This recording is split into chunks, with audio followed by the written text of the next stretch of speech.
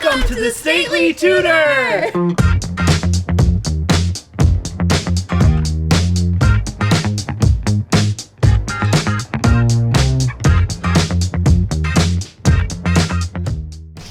Come on in! So, welcome to our newest DIY project. This is going to be our live-in flip. We are calling it the Stately Tudor, although it's not very stately yet, but it will be. So this is the foyer. We're going to be doing some board and batten all the way up the ceiling. It's nice and grand in here. Maybe some unique wallpaper. Definitely going to be doing a lot of DIY in this space. I think it's a really special space, but it needs some work for sure. So this is where we enter. Then this way you come into the first family room of sorts. It's got these huge high ceilings. Really excited about that. We are going to be removing lots of walls. Hopefully. Fingers crossed. Yep. Hopefully. But this room is great. It's so tall. It's really cool. But let me show you the part of the house that we were first really excited about. This is the great room over here.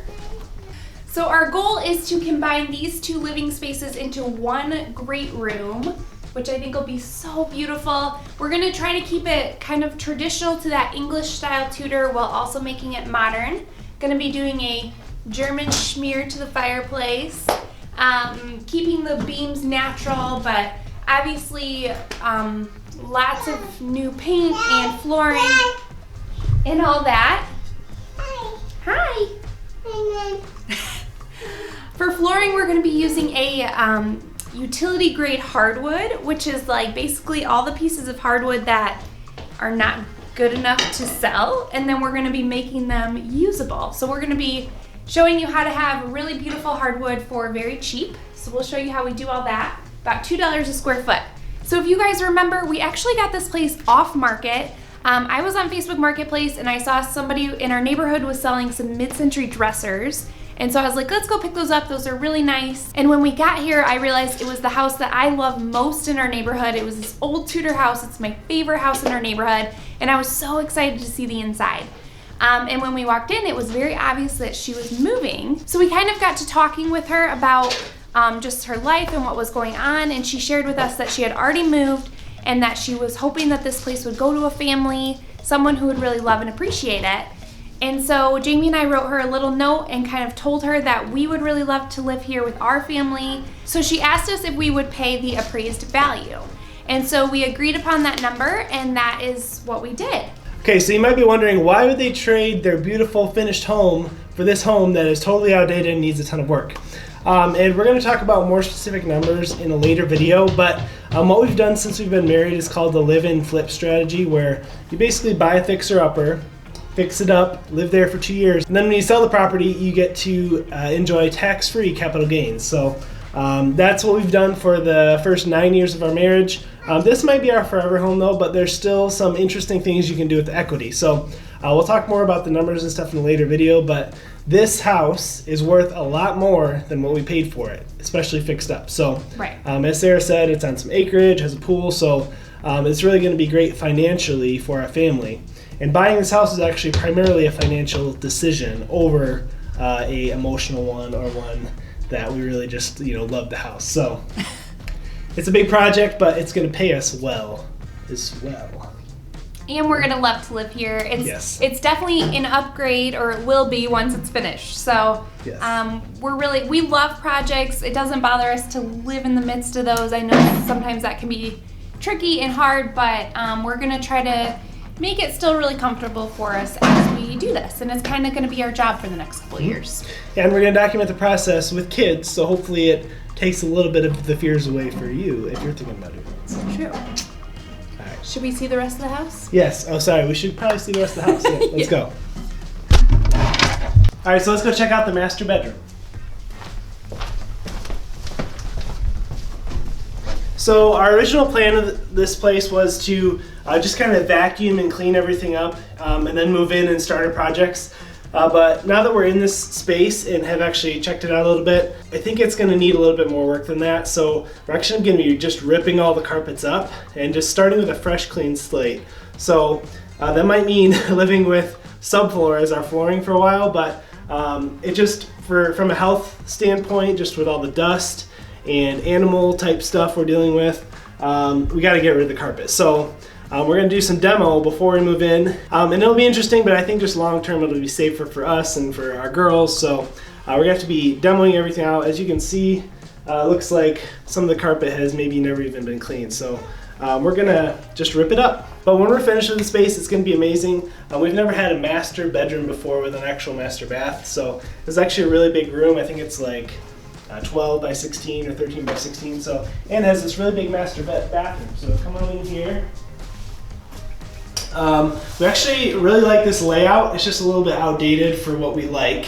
What we're going to do is actually try to keep this shower glass and clean it up a little bit because it's really nice. And we're going to try to chisel up all this tile and put down a nice modern tile because, again, the layout's fine. We just want to change it to our style. So we're hoping to actually save quite a bit of money by not gutting this bathroom. But again, before we move in here, there's lots of cleaning that needs to be done. It was kind of neglected for a while, it looks like. So lots of dusting, cleaning, and ripping stuff out. But let's go this way. So we're gonna head this way into the kitchen, but remember, our goal is to take down these walls or at least open them up a lot more because they're pretty small right now. So we're gonna go this way. There's a little half bath right here. We may take it out as well because as you come into the kitchen, you'll see how small it is. So this kitchen, when we toured the house and looked, we thought that the island was pretty wide. Once everything was kind of cleared out of here, it's actually only this width of one cabinet. So this is a pretty skinny kitchen, which we don't love. So we're gonna try to make some changes. Over here's our dining room, which they added some cabinets to. But we wanna try to combine these two spaces somehow so that we have a giant kitchen. It's gonna be tricky because there's some walls that can't be moved, but if you come this way, in the dining room, we're hoping that maybe we can take this wall out, put another beam in here, and then actually have this become our main kitchen. So I hope you can kind of visualize that. Again, we don't even know which walls we can take out yet. We're gonna have to talk to a contractor and figure all that out. It's gonna be expensive, but we think this house has a lot of potential, and I think it'll definitely be worth it to change it to its ideal layout. So we're gonna get someone in here and see if we can take this out, because the kitchen really needs to be reworked. If you've seen our last house, our kitchen is like our showpiece, so and we really think it's what it made it sell for so much money is the kitchen. So we're hoping to do the same with this house. In an upcoming video, we're going to be sharing all of our numbers and show you how we actually traded our last house for this house. This house is a lot bigger and has a lot more potential for equity growth in the future. So that's why we bought this house. All right, so come on upstairs. Hey, Raggy. Who's Daddy? So up here is the 3 main bedrooms and a bathroom. So there's 1 over here and 2 over here. So come on over. Watch out for the pool toy. So yeah, these bedrooms are great. They're not huge, but this one has an amazing view, which I love. So we're obviously just gonna be ripping out flooring, doing some cool built-ins potentially, and painting everything. New light fixtures, or putting in a light fixture, because there isn't one. So a lot of the older houses didn't actually have light fixtures in. They would just do like light switches, and then that would control a plug. So you'd have a lamp. So we'll be putting in our own light fixtures and stuff. There's nice big closets. So up here will be kind of the girls' space, but we want to make it really beautiful and fun for us. There's also a room above the garage on the other side of this wall. And my goal and hope is that we put in like a magical secret like bookcase door that like goes to that playroom of sorts. So we're gonna combine those 2 rooms eventually. It's not finished right now, but I hope that's a really cool space for the girls that they feel like it's like a magical little secret playroom. So I want to do that in the girls' bedrooms. Yeah, and then the bathroom is down the hall. All right, so come on into the girls' bathroom, the kids' bathroom. This bathroom is actually in pretty decent shape. I am planning on spending less than $1,000 in here. So a lot of people online give me hate comments about the prices of my bathroom remodels. They think I'm lying.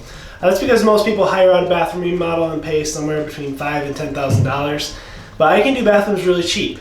One of our flip houses, I totally gutted a bathroom and only spent like $1,750 on it. So very cheap. But there's lots of tricks, and I'll show you how when we go to do this bathroom. But I'm excited to break down the budget for you because you're going to be shocked at how cheap we do it. So we'll probably end up just reglazing this tub up here white because the tile's in good shape. New flooring, paint, countertops, stuff like that. So, but it doesn't cost as much as you think. All right, should we go outside and show them the outside? All right, guys, we'll go outside. Let's go. So we do have some work to do to the outside here. Painting mostly. It needs some upkeep. And we're gonna be changing the colors to more of like some creams and beiges and grays. So that should make it nice and modern, but still kind of that traditional feel. What's really cool about this property is that it's on 4 acres, so there's deer and lots of wooded areas. It's awesome. So let's go check out the backyard. All right, so garage, which I'm pumped about. Second garage, which will be a workshop. All right, so this is part of our backyard, is this lots of decking area, which I'm excited about. And then also the pool, which you can kind of see. And just this really beautiful view.